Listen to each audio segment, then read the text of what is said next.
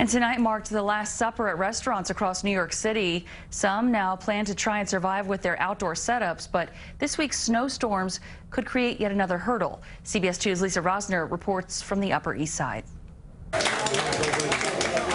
It was one last brunch hurrah at Rego Park's Diner Bar Sunday. In Manhattan, air filters inside the Mansion Diner welcomed customers into the evening on York Avenue and 86th Street.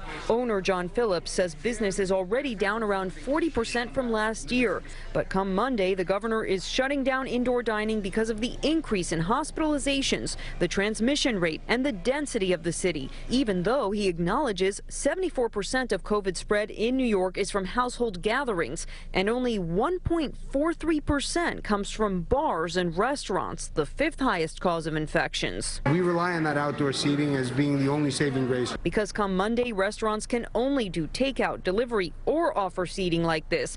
Phillips says the shelter, which has several heated stalls, cost him $40,000.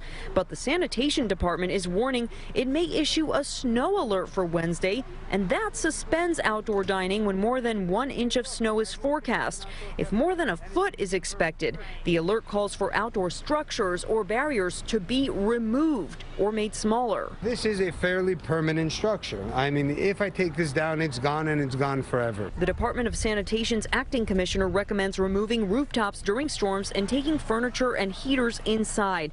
He said the department issued guidance to move the structures to protect them from heavy snow and plows, and also to clear roads as much as possible to make way for first responders. The restaurant owners should do what they feel they can do if we have such a high threshold of snow coming to protect their investment so that when we're out of the snow, they can get back to operating inside that structure. He tells us the plan is not to fine anyone. This comes as restaurants are already now facing layoffs. It breaks my heart to just let half of my staff go because of this. And a recent survey from the New York Restaurant Association finds that 54% of restaurants will not survive the next 6 months without some form of federal relief.